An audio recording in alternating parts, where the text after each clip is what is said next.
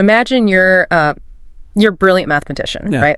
Sitting in an office in sunny Santa Monica, California. It's the 1950s. Sounds like a pretty good setup. Yeah, right. But the U.S. Air Force has just handed you this absolutely terrifying assignment. They want you to calculate the optimal strategy for a nuclear bombing campaign against the Soviet Union. Wow. No pressure at all? Exactly. No pressure. So, you run the numbers, you calculate the fuel, the payloads, the flight paths, but then you hit this massive wall. Because of the human element, right? Yes, because to find the true optimal strategy, you have to weigh the cost of a multi-million-dollar B-29 bomber against, well, the life of the human pilot flying it. Right. So the question becomes, how do you mathematically price a human life without sounding entirely devoid of empathy? So it's a problem that literally stumped some of the greatest mathematical minds of the Cold War. They call it the criteria problem. The criteria problem. You have these variables that simply do not belong in the same equation. I mean, dollars and human lives just don't mix naturally. Well, welcome to today's deep dive. Today, we are exploring this massive, almost invisible shift in how the United States government operates. It really is invisible, but it's everywhere once you see it. Totally. We're pulling from Elizabeth Popp Berman's fascinating book, Thinking Like an Economist. And we're going to uncover how something called the economic style of reasoning fundamentally rewired American public policy from the 1960s onward. And it's such an important topic. It is. Our mission today is to understand how concepts that sound like they, belong in a corporate boardroom, things like efficiency, market incentives, marginal trade-offs, how they silently replaced older political values. Values like equality or universal rights. Exactly. Moral obligations. Whether you're prepping for a boardroom meeting or just trying to understand the evening news, understanding this hidden framework is going to give you a massive aha moment about why modern political debates sound the way they do. But to really grasp this, I think we have to recognize that this shift was not some right-wing free market takeover. Wait, really? Because it sounds very free market. I know, that's the profound irony here. This highly technocratic, quantitative style of governance was primarily championed by center-left liberals. That is so counterintuitive. Right. These were policymakers who believed deeply in government intervention. They believed that using hard data was the only way to make those interventions actually work. Okay, let's unpack this. Because to understand this invisible framework, we first have to see what it looks like in practice. Let's contrast how the government used to solve problems with how it solves them today. That's a great place to start. What exactly is this economic style of reasoning? Fundamentally, it's a microeconomic approach to looking at the world. So it assumes people are rational actors trying to maximize their own utility. Okay, makes sense. And it focuses heavily on marginal trade-offs. Meaning, instead of asking, is this program good or bad, you ask a different question. Like what? You ask, what is the precise value of spending one additional dollar here versus spending it somewhere else? So it's all about the margins. Exactly. But the absolute crown jewel of this framework is allocative efficiency.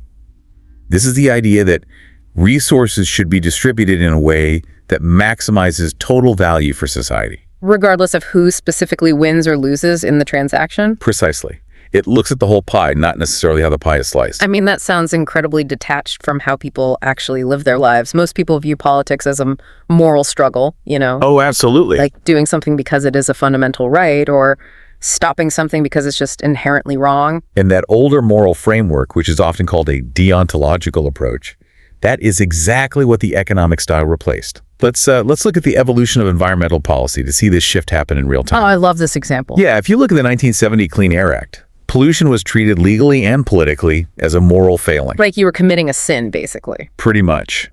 The law imposed rigid, one-size-fits-all technological limits on factories.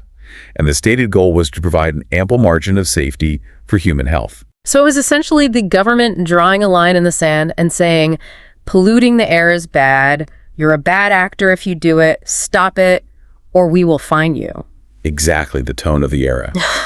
But fast forward 20 years to the 1990 acid rain program, and the discourse had completely transformed. What changed? To address sulfur dioxide emissions, the government utilized a system called cap and trade. Suddenly, pollution was stripped of its moral stigma. Interesting. Yeah, it was reframed simply as an externality. Okay, let me jump in and define that for a second, just so we're all on the same page. An externality is basically a side effect, right? Right. It's a cost imposed on a third party that isn't reflected in the price of a product. So, if a factory makes cheap steel but blows toxic smoke into your neighborhood, your hospital bills are the externality. That is the perfect way to describe it. Yeah. So under cap and trade, the government simply capped the total allowed emissions and created a market for pollution credits. Like trading baseball cards, but for smog. Basically. Yeah. A factory that could reduce its smoke cheaply would do so, and then they'd sell their leftover credits to a factory where upgrading technology was just too expensive. So it relied entirely on market forces to reduce overall sulfur dioxide efficiently. Exactly. You know, it's like replacing a strict parent who says, take this route to school because it's the safe and proper thing to do, with a GPS navigation system. Oh, I like that analogy. Right. The GPS only calculates the absolute fastest, most efficient route. It doesn't care if the route is scenic, or if it has cultural significance, or if it routes high-speed traffic right through a quiet residential neighborhood. It optimizes purely for the math. Exactly. And looking at the historical data objectively, it's fascinating to note that both of these approaches actually worked. Both significantly reduced air pollution. Wait, really? Both of them? Yes, both were effective. We're not taking a side on which policy was quote-unquote better. But the framework shift completely changed who had a voice in Washington. Oh, so? Well, ecological arguments about the complex harmony of nature or, the sacredness of the earth lost all their political traction. Because it wasn't math. Exactly. If an environmentalist couldn't translate their argument into quantifiable ecosystem services, literally putting a dollar value on a wetland or a pollinator, the system simply didn't know how to compute their argument. Which brings us right back to those mathematicians in Santa Monica. Because I want to know how this GPS system became the default operating system for the entire federal government. We have to pick up the origin story at the Rand Corporation during the Cold War. Right. Rand was this think tank established to do operations research for the military. The researchers there were trying to use systems analysis to solve those incredibly complex, terrifying problems we discussed earlier. Like the 1950 strategic bombing study. Exactly. When the mathematicians got stuck on how to value a bomber versus a pilot's life, a group of economists at Rand, notably Charles Hitch and Elaine Enthoven, offered a massive breakthrough. What did they do? They introduced cost-effectiveness as the ultimate neutral decision maker. So by converting everything lives, equipment, the physical damage inflicted on an enemy into a single commensurate metric, which was dollars. Exactly. Dollars. They could suddenly systematically compare entirely different military strategies on a simple spreadsheet. And this was revolutionary for the military. So when John F. Kennedy became president, his defense secretary, Robert McNamara, brought these Rand economists directly into the Pentagon. Oh, the famous whiz kids. Yes, the whiz kids. They took this Rand methodology and created the Planning, Programming, Budgeting System, or PBS. Same PBS. Okay. The goal was to tame the sprawling, chaotic defense budget by forcing the Army, Navy, and Air Force to compete against each other mathematically based on sheer cost effectiveness. Okay, I have to push back on this, though. Sure. Because when you turn human lives and global defense strategy into a cold math equation, you are essentially stripping the humanity out of the decision-making process, right? What gets lost when you optimize defense like a corporate ledger? That is a crucial question. But to understand their mindset, you have to realize that these economists did not see themselves as cold or unfeeling calculators. They didn't. No, they referred to their methods as quantitative common sense. From their vantage point, government decision-making before this was wildly irrational. Just based on vibes? Basically vibes, driven by gut feelings, tradition, and really messy political horse trading. They genuinely believed that by breaking down massive, overwhelming goals into sub-optimized, measurable pieces, they were making the government more transparent. And ultimately more effective for the public. That was their true belief, yes. And apparently the president agreed. Because the PVBS system was considered such a massive triumph at the Pentagon that President Lyndon B. Johnson decided he wanted to use it everywhere. Yes. And this triggers what you could call the Great Bureaucratic Rebellion of the 1960s. Rebellion. In 1965, LBJ ordered that PPBS be rolled out across the entire executive branch. Every domestic agency suddenly had to adopt this military-born economic framework. The culture clash must have been immediate and intense. Oh, it was absolute chaos. Let's look at the Geological Survey as a prime example of this clash. You have an agency full of earth scientists, right? And suddenly, some budget officer from Washington walks in and says, we need you to quantify your outputs and calculate your cost effectiveness. I can just imagine their faces. Right. The geologists are staring at them saying, we study rocks and map tectonic plates. How on earth do you put a dollar value on geology? The short answer is they couldn't. And because so many agencies had goals that defied simple measurement, like the State Department trying to measure diplomatic success. Good luck with that. Exactly. PPBS completely failed as a literal budgeting tool. Agencies dragged their feet, the numbers became fictional window dressing to justify political decisions, and eventually, President Richard Nixon quietly killed the mandate in 1971. Here's where it gets really interesting, though. The failure of that specific tool doesn't actually end the story. Not at all. In fact, the failure of PPBS accidentally creates the massive permanent infrastructure that rewired Washington forever. The mandate acted as a Trojan horse. Because LBJ had ordered this massive shift, the government suddenly needed thousands of analysts who knew how to think in this quantitative style. They needed math people. Lots of them. So universities scrambled to meet the demand by creating an entirely new academic discipline. The Master of Public Policy, or MPP. Yes. Elite institutions like the Harvard Kennedy School began churning out analysts explicitly trained in what some called Rand Light. I love that term, Rand Light. And it wasn't just the executive branch building up its arsenal, right? Right. Congress realized that the president suddenly had all these new quantitative analysts, which gave the White House a massive advantage in policy debates. They were bringing data to a knife fight. Exactly. So Congress decided to fight fire with fire. In 1974, they established their own data powerhouse, the Congressional Budget Office, or CBO. Which is still incredibly powerful today. Totally. They put an economist named Alice Rivlin in charge, and she heavily staffed it with PhD economists. And the creation of the CBO and these MPP programs meant that you no longer needed a PhD in economics to spread this style of reasoning. The knowledge trickled down. Exactly. A whole new exoteric circle of policy analysts flooded into every single planning office in Washington. Even though PPBS died, economics permanently became the shared native language of the American bureaucracy. And while these analysts were changing how the government spent its money, a totally different group of economists was preparing to change how the government interacted with private businesses. This shift happens within the field of industrial organization, or I/O economics. Okay, I/O economics. For a long time, the government regulated industries like rail, trucking, and airlines to protect broad, community-level social goals. Like what kind of goals? Well, they wanted to ensure small businesses in rural towns survived, or they wanted to prevent what they called ruinous competition that might cause massive layoffs. Right. But the I/O economists looked at that and said, you are fundamentally misunderstanding what an industry is. Exactly. They argued that these weren't industries with social obligations, they were simply markets.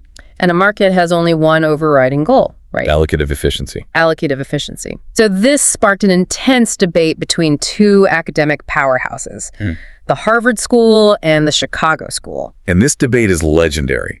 The Harvard School, featuring economists like Carl Kazin and Donald Turner, leaned center-left. Okay. They supported strong antitrust enforcement to break up monopolies, but only if breaking them up promoted efficiency. They completely rejected the older populist idea that bigness is automatically badness.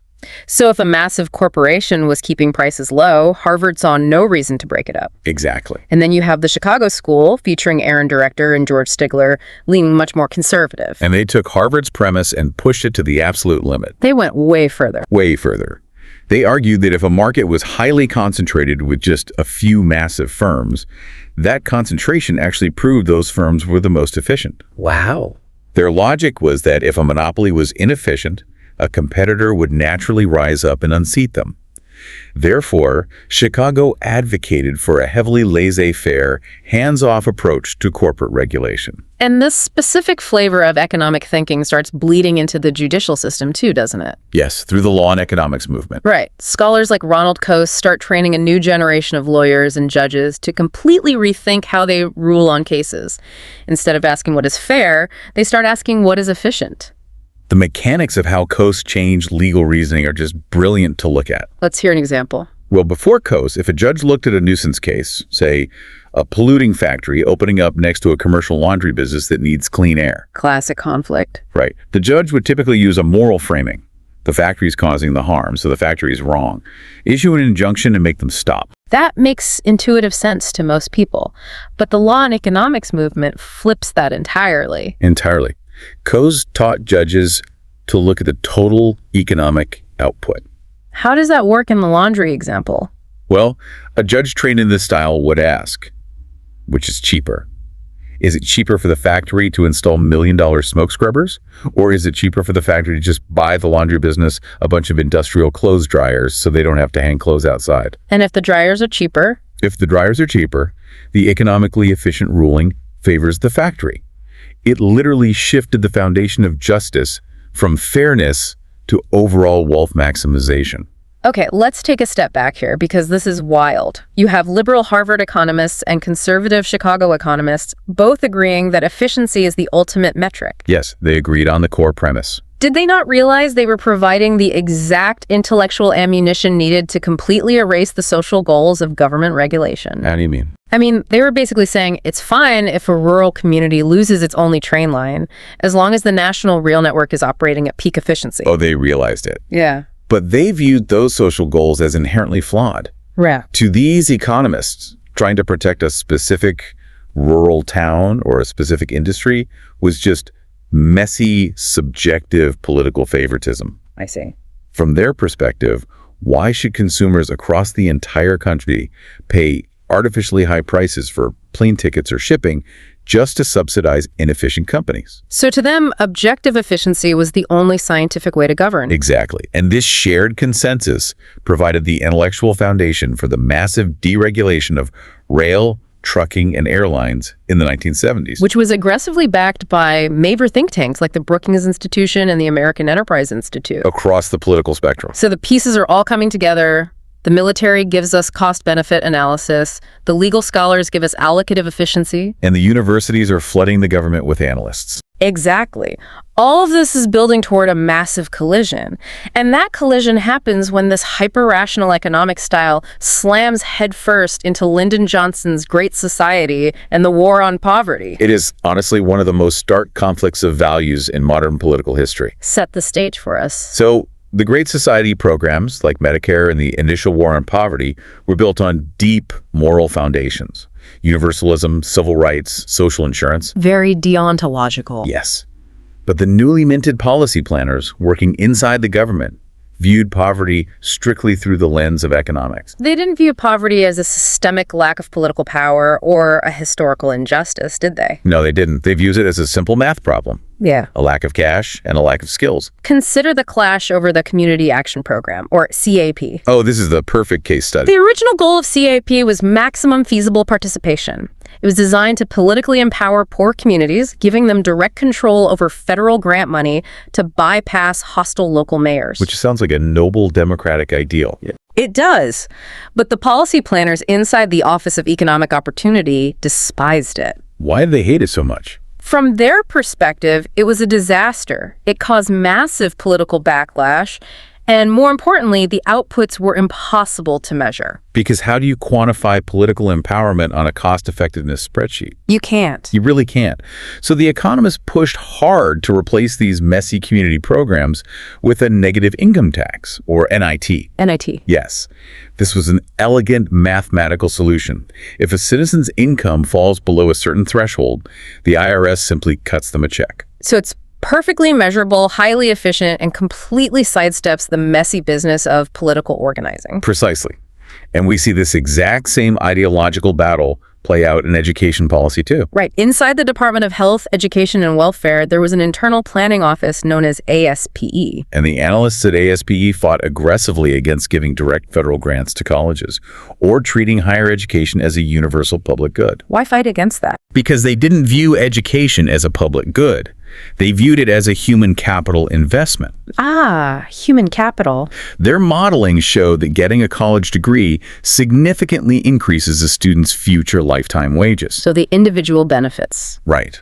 Therefore, because the individual student reaps the financial reward, the individual student should bear the cost. They push heavily for student loan programs instead. arguing that market competition and individual consumer choice should dictate which colleges thrive and which fail. Exactly. Think of it like a massive upgrade to a computer's operating system. I love this analogy. The government installed this shiny new OS that could process incredible amounts of quantitative data and optimize budgets flawlessly. Smooth and efficient. But when they tried to run older, moral programs focused on community empowerment or universal access, they got an error message. Those programs simply weren't compatible with the new code. So the government just stopped running them. And the long-term effect of that was a permanent constraint on the political imagination of Washington. To ensure these economic theories actually worked, the government mandated a 1% funding set aside. 1% of all funding for social programs had to be spent on evaluation and research. Which poured millions into policy research organizations like Mathematica, the Urban Institute, and Orand. Yes, it created an entire poverty research industry. And this money funded massive real-world trials like the New Jersey income maintenance experiment. The mechanics of that experiment are just a perfect illustration of the new mindset. What did they do? They literally treated society like a laboratory. They took low-income families in New Jersey, divided them into control and treatment groups, and gave the treatment group a guaranteed baseline income. Just to see what would happen. Not just that, they weren't just giving away money out of charity.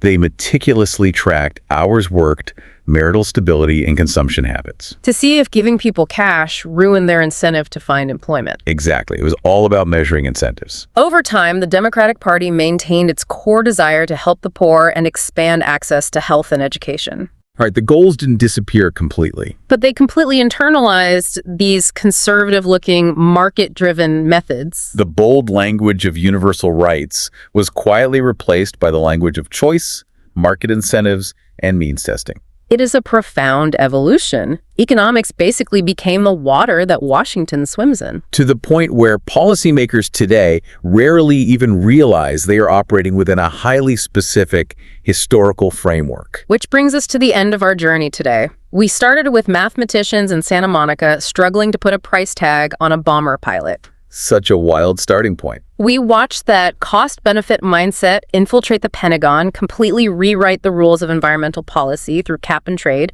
transform how judges rule in a courtroom. From fairness to wealth maximization. Exactly. And ultimately dismantle the moral foundations of the war on poverty. It is a hidden blueprint that genuinely changed the DNA of American governance. And understanding this gives you a completely new lens on the world.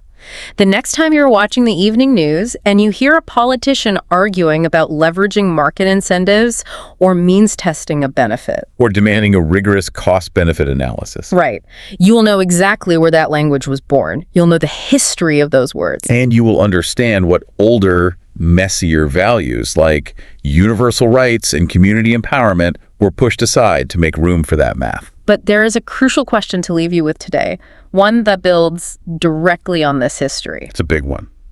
If the economic style took over because it gave us a neat mathematical way to measure success in dollars and cents, what do we do when we face a modern crisis where the most vital variables are fundamentally unquantifiable? Consider the rapid deployment of advanced artificial intelligence or, the management of the next global pandemic. Right. How do you put a neat dollar value on the preservation of democratic institutions or the mental well-being of a generation or just basic social trust? You really can't. If our government only knows how to navigate using a GPS calibrated to find the cheapest, most economically efficient route, what do we do when the destination itself is what we need to figure out?